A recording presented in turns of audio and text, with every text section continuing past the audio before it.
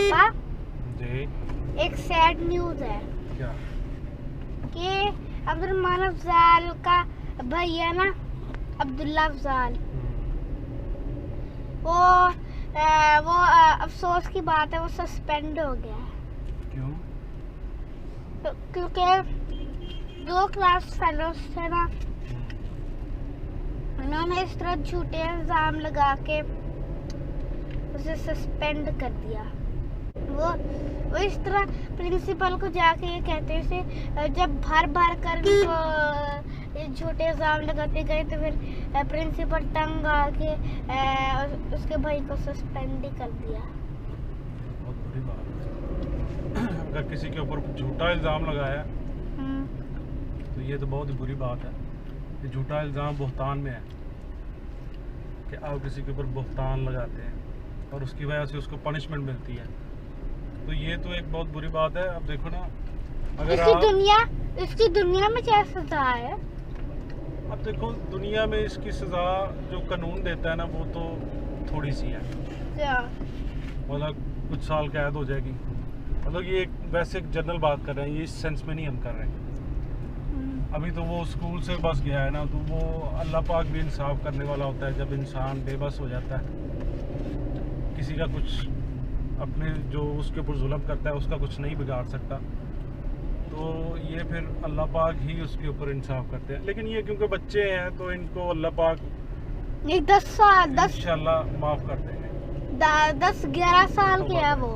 हाँ, तो फिर अभी बालिग तो नहीं ना। अगर वो तौबा करेंगे, कल उनको अपनी गलती का एहसास होएगा, वो तौबा करेंगे तो वो अल्लाह पाक उनको नहीं, वो डांस भी कर रहे थे खुशी खुशी। हाँ, तो फिर खुद ही वो सज़ा भुगतेंगे अगर बेगुनाह इल्ज़ाम लगाया, झूठा इल्ज़ाम लगाया। अब ये देखो, इसकी दुनियावी सज़ा जो है ना, वो इतनी सीवियर नहीं है। इसकी जो अल्लाह पाक के यहाँ सज़ा है ना, वो बहुत ज़्यादा सीवियर है। अब देखो, इससे छोटा जुर्म है। अब देखो, ये एक दो चीज़ें मैं आपको क्लियर करता हूँ कि जो बंदा गीबत करता है, बैक बाइटिंग, गीबत का आपको पता क्या है? अब मुझे नहीं पता। हाँ, गीबत होती है कि आप एक बंदे के सामने उसकी बुराई नहीं बयान कर सकते, लेकिन उसकी गैर मौजूदगी में उसकी मतलब बुराई बयान करते हैं, और वो उसमें बुराई मौजूद भी है। ठीक है ना? कि आप कहते हो कि एक बंदा है वो गालियाँ देता है या चोरी करता है, आप उसके सामने नहीं, किसी दूसरे के सामने वो इस तरह की बातें करते हैं कि वो गालियाँ भी देता है, वो चोर भी है, वो झूठ भी बोलता है। ये बात अगर आप उसके सामने नहीं ना कह सकते, चाहे उसमें मौजूद भी है चाहे नहीं भी है, ये बुराइयाँ, तो ये गीबत होती है। ठीक है ना? आप किसी को बता रहे हो उसके बारे में, इसका उसको सज़ा मिले या नहीं मिले वो एक अलग बात है, लेकिन उसका करैक्टर ख़राब होता है, उसकी करैक्टर असैसिनेशन होती है। ठीक है ना? तो ये क्या है? ये है गीबत। और गीबत का अल्लाह पाक ने क्या फरमाया, आका अलैहिस्सलाम की इसमें हदीस है जिसका मफ़हूम है कि किसी की गीबत करना ऐसा ही है, मतलब कि इसका इतना गुनाह है कि जिस तरह आप अपने मुर्दा भाई का गोश्त खाते हो। देखो कितनी ये, मतलब खुद ही बंदे को ये सोच के कितना ये दिल ख़राब होता है कि ये।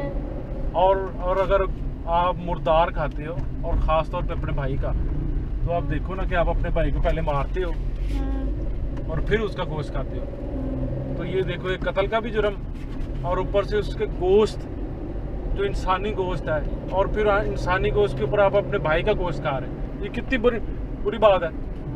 ठीक है ना? आप बैक बाइटिंग की ये सज़ा है।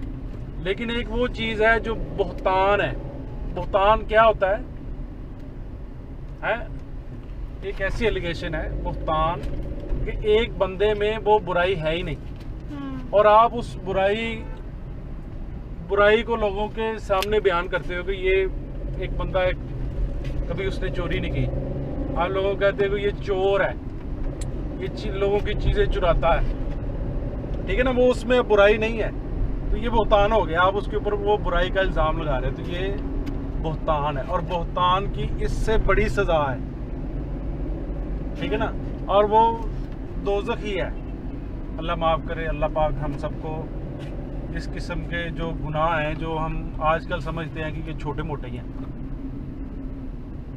मैं भी छोटा मोटा समझ रहा हूँ। हाँ, ये आप छोटे मोटे समझ रहे हो ना, तो ये छोटा मोटा गुनाह नहीं है, ये बहुत बड़ा गुनाह है कि आप किसी बंदे के बारे में, किसी इंसान के बारे में वो चीज़ बयान करो जो उसमें है ही नहीं